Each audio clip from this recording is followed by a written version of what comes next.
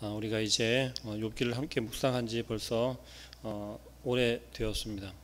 그리고 욥이 그동안 자기 자신이 당한 고난 가운데 해답을 찾기 위해 그렇게 노력하고 또 욥의 친구들의 그 권면 속에서도 그 해답을 찾으려고 그렇게 노력하였었던 방법을 찾았었던 이유를 찾았었던 그러한 욥의 모습을 우리는 기억하고 있습니다. 하나님께서 가장 처음에 욥기에서 하나님께서 등장한 것은 욥을 소개하고 또 욥이 어떤 고난에 처하게 되어지는지 우리로 하여금 알게 하신 그 이후에 그 어느 때에든 하나님께서는 개입하지 않으시고 욥을 그렇죠 바라만 보고 계셨습니다. 그것은 우리는 알고 있죠. 왜냐하면 우리는 이미 내용을 알고 있기 때문에 그렇습니다. 그러한 욥은 얼마나 간절한 마음으로 내가 당하는 그 고난의 원인을 찾았을지 우리는 진지하게 그동안 함께 묵상하며 고민해 왔습니다. 그런데 오늘 드디어 이제 38장에 있어서는 하나님께서 드디어 욥에게 이제 말씀하시는 것을 우리가 바라볼 수 있죠. 정말 얼마나 감격스럽고 혹은 정말 기대하던 우리가 고대하던 우리가 그렇게 바라던 것이 이루어지는 순간인지 우리는 아마 알 수 있을 것입니다. 그런데 하나님께서 욥에게 나타나셔서 욥에게 말씀하시는 그 말씀하시는 장면을 바라보니 그렇습니다. 1절 말씀에 무엇라고 등장하시냐면 그때에 여호와께서 폭풍우 가운데에서라고 말씀을 하고 계세요. 자, 이게 어떤 또 의미를 우리에게 말씀을 하려고 하필이면 하나님께서 이렇게 등장을 하실까라는 겁니다. 우리는 우리가 고난이나 역경이나 어려움 가운데 있을 때, 처해 있을 때는 우리가 어떤 것을 바라보고 그려봅니까? 맑은 정말 화창한 날, 하늘에는 구름 한 점이 없고 바람도 없고 정말 햇볕이 내리쬐는 그러한 쨍쨍, 정말 너무나도 맑은 평화로운 화평한 그러한 날, 그러한 분위기, 그러한 상황, 그러한 환경을 우리는 생각하지 않습니까? 바꿔 말씀드리자면 우리의 모든 문제들이 해결이 되어질 수 있는 그러한 빛과 같은, 그러한 바람과 같은, 그러한 맑음과 같은 그러한 환경을 우리는 고대하고 기다린다라는 것이죠. 누구를요? 하나님을요. 우리의 고난이 해결이 된다라고 하는 것은, 우리의 고난에 하나님께서 반응하신다라는 것은, 그것은 우리의 상황이 즉각적인 변화를 우리가 꾀하고 있고 또 그 즉각적인 변화를 통해서 우리가 해결이 될 것을, 아니 해결이 되어야 한다라고 하는 그러한 착각들을 하게 된다라는 것입니다. 오늘 말씀에서도 뭐라고 이야기합니까? 하나님께서 등장하시는 모습을 보면 여호와께서 폭풍우 가운데에서 욥에게 말씀하신다라고 이야기하고 있어요. 그렇다면 이 말씀이 우리에게 던져주는 건 무엇입니까? 하나님이 등장하였음에도 불구하고 그 상황이 단방에 한방에 해결이 되어진다라는 것이에요. 해결이 되어졌다라는 것이에요. 바뀌어졌다라는 것이에요. 아니면 더욱더 어려움 속으로 들어갈 수도 있다라는 것입니까? 우리는 오해하지 않았으면 합니다. 무엇을요? 우리가 그렇게 기도하고 바라고 고대하던 것이 지금 나의 상황이, 나의 문제들이 단방에 해결되어진다라고 하는, 물론 그런 확신으로 우리가 하나님께 부르짖고 구하는 건 너무 당연하죠. 그러나 하나님께서 우리에게 반응하실 때 즉각적으로 그 문제가 해결이 될 거다라고 하는 착각을, 오해를 하지 않으셨으면 합니다. 하나님께서 이제 말씀하시면서, 욥에게 말씀하시면서 이야기하는 것은 어떤 식으로 말씀하시는지를 우리가 기억해야 하겠습니다. 우선 욥기서를 통해 등장하는 욥과 욥의 친구들, 또 엘리후가 있지 않습니까? 근데 그들의 등장 가운데 하나님을 무엇으로 표현했는지, 어떻게 하나님을 지칭하고 부르고 있었는지를 우리는 기억해 내었으면 합니다. 우리가 성경을 바라보면서, 성경을 묵상하면서 기억해야 할 것이 있는데요. 그것은 뭐냐면 하나님을 어떻게 표현하고 어떻게 부르느냐에 따라서 그 의미가 많이 달라진다라는 것을 우리는 한번 좀 기억해 보았으면 합니다.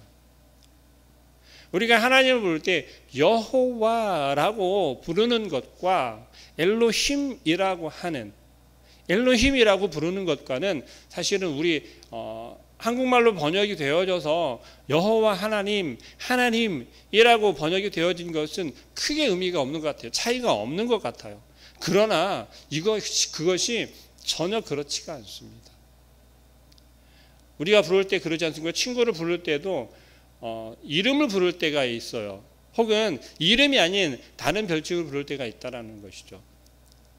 우리가 좀 간지럽지만 친구를 부를 때 야 친구야 라고 그렇게 부르지는 사실 않지 않습니까? 이름을 부르든지 아니면 야 라고 부르잖아요. 그런데 이름을 부를 때도 마찬가지지만 우리가 조금 짧게 축약해서 부르는 야 라고 부르는 것에도 우리는 어떤 느낌이 있습니까? 야 라고 하는 것과 야 라고 하는 것과 야 라고 하는 것, 이 한국 사람이 한국말의 이 표현이라고 하는 것은 이 억양에 따라 느낌이 완전히 달라지는 걸 우리는 알고 있습니다. 그러나 다른 사람들은, 우리 한국말을 배우는 다른 사람들은 알 수가 없지요. 그러한 것과 마찬가지로 이 성경이 쓰여진 고대 문헌, 이들이 썼던 그 히브리어를, 그리스어를 우리는 사실 그 느낌을, 독자들은, 우리 성도들은 그 깊이까지 알기는 조금 어렵다라는 것이죠. 그러나 공교롭게도 한국말로 번역이 되어졌을 때는 하나님 혹은 여호와 하나님 또는 여호와라고 번역이 되어질 때 부르는 느낌이 다르다라는 것입니다. 그 의미가 다르다라는 것이에요. 제가 무슨 말씀을 하고 싶어서 이렇게 장황하게 설명을 하냐면, 전능하신 하나님 이다라고 하는 것은 원어로 엘샤다이라고 부르는 용칭이에요. 근데 이 단어를 사용하면 어떤 식으로 이 욥기에서 욥의 친구들이 설명을 하고 있냐면, 하나님을 설명했냐면, 전능하신 하나님인데 점점점 우리와 함께하고 있고 우리 안에서 역사하고 계시고 우리의 손을 붙잡아 주시고 그 은혜와 능력으로 우리를 인도하신다라고 하는 그 전능한 하나님을, 능치 못한 하나님을 설명하면서 어떻게 되어지냐면, 우리와 가까이 있고 함께 있기보다는 전능한 하나님이시기 때문에 우리와 떨어져서 저만큼의 우리를 조정하고 우리에게 그 은혜로, 눈빛으로 우리에게 힘을 부어주시는, 우리와 조금은 떨어져 있는 그러한 능력의 하나님으로 설명하기 시작했다라는 것이에요. 그것이 우리가 가지고 있는, 인간이 가지고 있는, 내가 가지고 있는 지식과 지혜의 맹점이다 할 수 있겠어요. 우리는 하나님을 설명할 때 우리가 가진 지식으로, 지혜로 설명을 한다라는 것이죠. 때론 경험적인 것으로, 우리가 전통적으로 배운 것으로 설명을 한다라는 것이에요. 그런데 그 설명하면서 어디에 한계점을 느끼게 되냐면, 전능한 하나님을 설명하려다 보니, 능력 있는 하나님을 설명하려다 보니 어떻게 설명하냐면, 우리와 함께 있으면 능력이 좀 떨어지고 우리보다 높은 곳에 있고 우리보다 좀 더 나은 곳에 있으며 좀 떨어져 있으면서 우리를 관장하는 그 하나님을 설명할 때 더 능력이 있다, 전능하다라고 우리는 오해한다라는 것입니다. 그동안에 이들이, 욥의 친구들은 그러하게 하나님을 설명했다라는 것이에요. 생각해보면 그런 것 같지 않습니까? 맞아, 전능한 하나님이니까 우리와 가까이 있기보다는 우리보다 더 높은 곳에 있고 우리보다 떨어져 있으면서도 우리를 관장하시는, 주장하시는 그 하나님이 전능한 하나님으로 설명이 되어질 것 같아요. 근데 그렇지가 않다라는 것입니다. 아브라함과 언약을 맺은 그 하나님, 그 하나님은 어떤 하나님이에요? 자비하신 하나님이라는 거죠. 야곱과 약속, 야곱과 맺은 언약을 맺은 그 하나님, 요셉과 함께 하셨던 그 하나님, 그 하나님은 어떤 하나님입니까? 따로 떨어져서, 멀리 떨어져서 내가 너와 함께 있겠다라고 말씀으로만 그렇게 하신 것이 아니라 정말 야곱과 함께 하셨고 요셉과 함께 하셨고 아브라함에게 약속하신 그것을 반드시 지키신, 아브라함과 함께 동행하셨던 그 하나님이시라는 겁니다. 그 하나님께서 지금 욥과 떨어져서 욥과 함께 하신다라고 말만 한 것이 아니라 욥께서 계속 지난 시간들에서 보여진 것처럼 아무런 대답도 하지 않으시고 그저 방관하고 계신 것, 그것은 우리가 어떻게 독자들이 느낄 수 있냐면 욥의 친구들이 느낀 것처럼 욥과 함께하는 것이 아니라 그저 욥을 바라만 보고 있고 멀찍이 떨어져서 욥을 그저 방관만 하고 있는 그러한 하나님으로 비추어질 수 있고, 우리 또한 그렇게 하나님을 생각할 수 있었다라는 것이에요.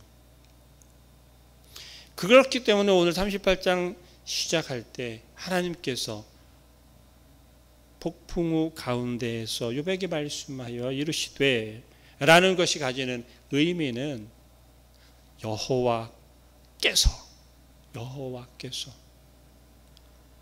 하나님께서 이제 욥 가까이에 오셨고 욥의 고난과 함께하고 계시고 지금 욥의 그 어려움과 역경 속에 함께하고 계시다라는, 저와 여러분들의 삶 가운데 함께하고 계시다는 그것을 이야기하고 있다라는 것입니다.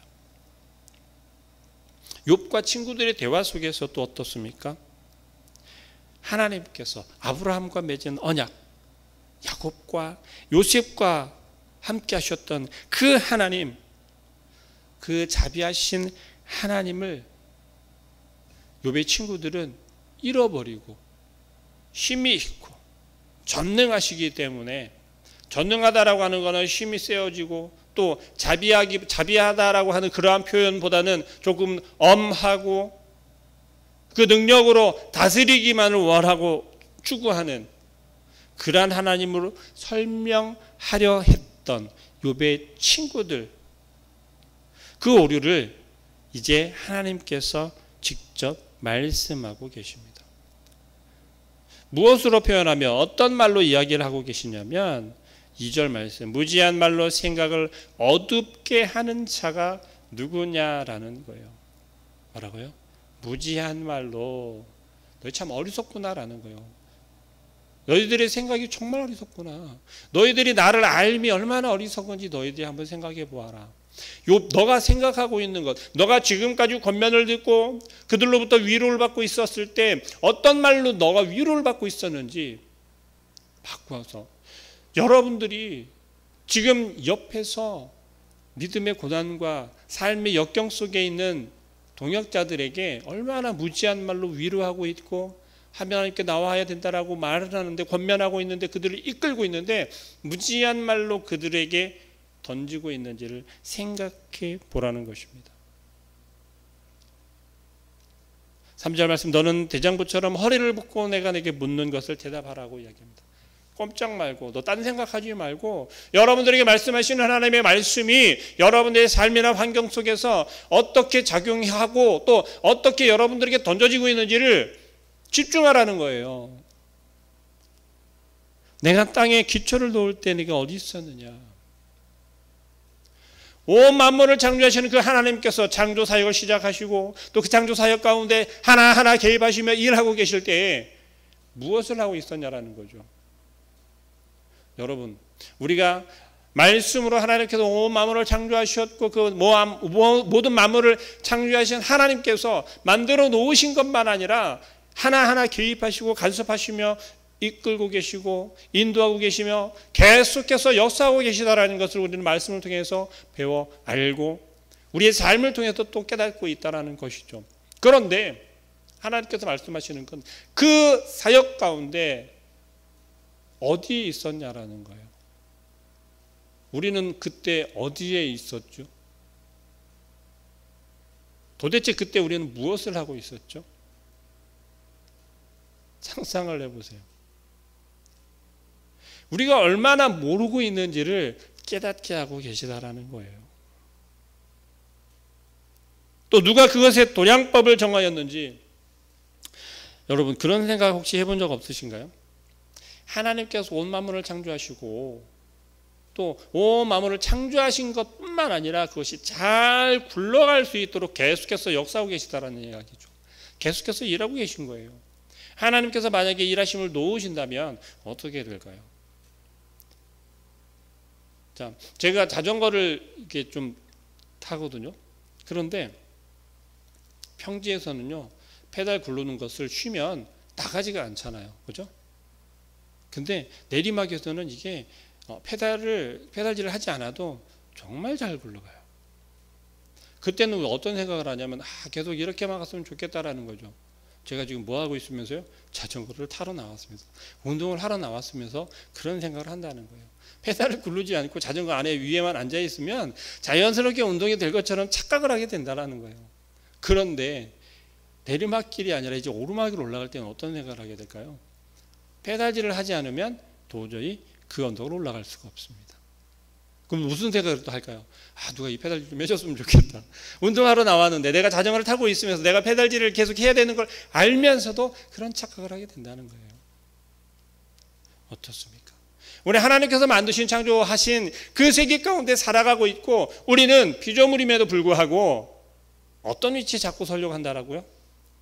가만히 있어도 자전거가 갔으면 좋겠다라고 하는 거예요.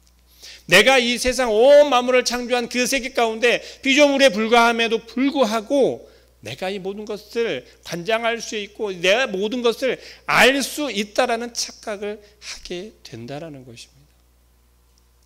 특히나 좀 안타까운 현실이기는 하지만 코로나19라고 하는 이 전염병, 이 사태 가운데, 이 바이러스의 사태 가운데 우리가 사실 얼마나 무능력하고 힘이 없다라는 것을 절실하고 있습니까? 절감하고 있잖아요. 이러한 상황 가운데서 우리는 과연 누구를 의지하고 누구로부터 지혜를 구해야 할까요? 사실 우리가 간과하고 지나갈 수 있는 것은 우리의 마음 가운데 내 믿음만 잘 세우면 되지, 나만 하나님 앞에 바로 서 있으면 되지 라고 하는 착각들을, 오해들을 하지 않으셨으면 합니다. 하나님께서는요, 결코 절대로 우리가 나 혼자만 잘 되기를 바라시는 것이 아니에요. 물론 구원의 문제는 나와 하나님과의 관계이기 때문에, 문제이기 때문에 다른 사람이 대신해 줄 수 없다는 것은 너무나도 분명한 사실입니다. 그러나 하나님께서는 나 하나만, 너 하나만 잘 되면 된다라고 말씀을 하시는 것이 아니라 너로 인해서, 나로 인해서 내 가족이, 내 친구들이, 내 이웃들이, 내 지역이, 내 나라가, 온 세계가 구원받기를 원하신다는 거예요. 돌이키기를 원하신다라는 거예요. 그렇다면 어찌해야 하겠습니까? 하나님께서는 계속해서 오늘 본문 말씀에서는 계속해서 이야기를 하고 있습니다. 무엇을요? 하나님의 창조 세계 가운데 욥에게 하나하나 말씀하고 계시다라는 거예요. 6절 말씀해 보시면 그렇습니다. 그것의 주처는 무엇 위에 세웠으며 그 모퉁이 돌을 누가 놓았느냐. 여러분, 모든 일의 시작은 누구로부터요? 하나님으로부터라는 것을 다시 한번 일깨워주는 거예요. 저와 여러분에게 어떠한 일이 기다리고 있습니까? 아무도 알 수 없는 거예요. 어제 우리가 이렇게 준비해 놓았으니까 오늘 이렇게 시작할 수 있다. 천만의 말씀이에요. 하나님께서 그것을 허락하셔야만 우리가 어제 저렇게 준비해 놓은 것, 우리가 잘 예비해 놓았던 것, 계획해 놓았던 것, 그것을 오늘 우리가 실천할 수 있고 이룰 수 있다라는 사실을 우리는 기억하시길 소망합니다. 결국 하나님께서 욥에게 나타나셔서 이야기하시는 건 다른 게 아니에요. 뭐예요? 너 잘 들어봐. 내가 창조할 때 온 만물을 창조하고 만들고 계획하고 그래서 그것을 하나하나 이루어 나아갈 때 너 도대체 어디에 있었어? 뭐 하고 있었어?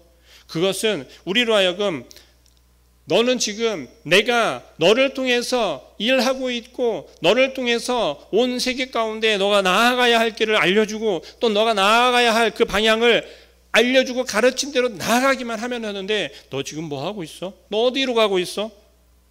그것을 이야기하고 있다라는 것입니다. 우리는 근데 지금 어디에 급급해 있어요?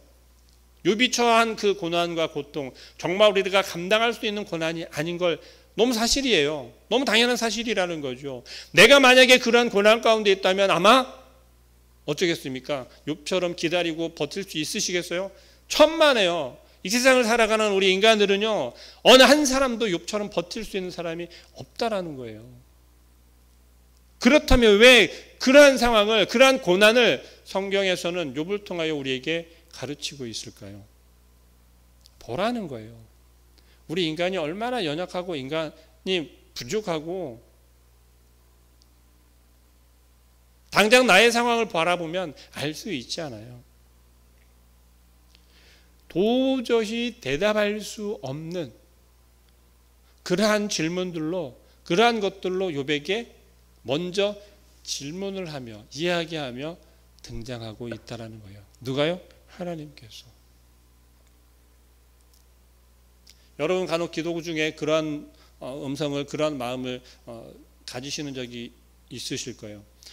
열심히 나의 지금 당면한 고난에 대해서, 문제점에 대해서, 또 우리 기도의 제목들에 대해서 열심히 기도하고 있을 때 뜬금없이 우리의 마음 가운데 너 도대체 뭐 하고 있는 거야?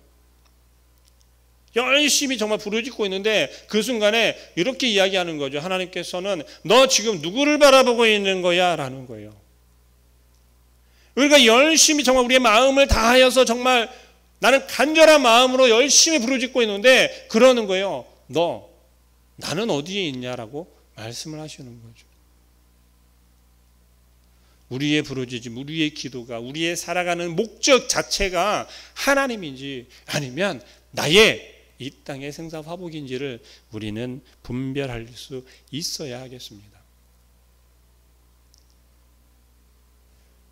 하나님께서 욥의 고난 가운데 가장 먼저 말씀하실 것은 다른 게 아니에요. 너의 고난 가운데 내가 너를 그냥 내버려 두고 방치하고 너와 함께하지 않은 것이 아니라 어느 한순간에도 너와 함께하지 않은 순간이 없다라는 것을 먼저 이야기하고 있다라는 거예요. 여러분들의 고난이, 여러분들의 어려움이, 힘듦이, 그리고 여러분들의 그 기도의 제목들이 하나님께 들려지지 않는 것 같고 이루어지지 않는 것처럼 여겨질지라도 하나님께서는 여러분과 함께하고 계셨다라는 것을 이야기하고 있다라는 것이에요. 오늘 하루도 여러분들이 어떤 삶을 살아갈지 저는 알 수 없어요. 그러나 하나님께서는 이미 여러분들이 어떤 길로, 어떠한 방향으로 흘러가고 어떠한 길로 이끌려 가면 좋겠다라는 것을 이미 계획해 놓으셨다라는 거예요. 그리고 설령 우리가 그 길로 잘 순종하며 가지 않는다 할지라도 하나님께서는 우리와 함께하지 않는 것이 아니라 함께 걸어가고 계시고 함께 힘들어하시고 함께 눈물 흘리고 계시다라는 것을 기억하시길 바랍니다. 그래서 하나님은 온 만물의 창조주이시고 주인이시라는 거예요. 그리고 그 계획 가운데 하나님의 그 의지대로 우리는 이끌려 갈 수밖에 없다라는 거예요. 그렇다면 우리가 힘들 때 우리를 그냥 내버려 둔 것이 아니라 뭐예요? 때를 기다리고 계시다라는 거죠. 그리고 우리로 하여금 알았으면 하는 거예요. 알기를, 깨닫기를 바라는 거예요. 무엇을요? 고난 가운데 나와 함께 하시는 분은 오직 하나님 한 분이다라는 것. 다른 사람들은, 친구들은, 이웃들은 욥의 세 친구들을 통해서 말씀하고 계신 게 뭐예요? 너희들이 경험했던 것만을 가지고 너희들이 알고 있는 그 지식으로만 자꾸 나를 권면하고 도와주려 하는 것은 참 고마운데 그게 어떻게 한 거예요? 하나님과 나와의 관계를 떨어뜨리는 그러한 결과를 초래하고 있었다라는 것이에요. 내가 그러고 있지는 않는지 진지하게 고민해 보아야 합니다. 나의 말 한마디가 힘을 얻을 수 있는, 용기를 낼 수 있는 말 한마디를 던져주어야 하는데 그 말 속에 그것이 아니라 하나님을 저주하게 만들고 하나님을 멀어지게 만들고 하나님과의 관계를 깨뜨리려는 그러한 말로 우리가 권면하고 있지는 않는지, 도움의 손길을 내민다라고 하면서 그렇게 하고 있지는 않는지 진지하게 고민하시길 소망합니다. 그리고 오늘 하루의 삶 속에서도 여전히 침묵하고 계신 것이 아니라 정말 이 땅에 있는 이 어려움 가운데 하나님께서는 그냥 방관하고만 있는 것이 아니라 그 가운데서도 하나님께서는 여전히 함께하고 계시고 하나님께서 하나님의 그 선한 길로 믿음의 사람들을 통해, 하나님의 사람들을 통해 그 길을 열고 계시다라는 것을, 그 길을 헤쳐나아가고 있다라는 것을 기억하시고 우리 있는 그 처소에서 하나님을 저버리는 것이 아니라 하나님을 밀어내는 것이 아니라 오늘도 나와 함께 하시는 하나님, 내가 자꾸 잃어버리지 않기를 소망합니다. 하나님이 함께 하심을 느낄 수 있도록 나에게 말씀하여 주옵소서. 내 마음이 하나님께 집중할 수 있게 하여 주옵소서. 그 아무리 어렵고 힘듦 가운데서도 말씀하시는 하나님, 나와 함께 하시는 하나님, 그 하나님을 내가 의지하겠습니다. 붙잡겠습니다. 힘을 주시옵소서. 기도하며 나아가는, 그래서 승리하는 모든 성도님들 되시기를 간절히 축복합니다. 기도하겠습니다.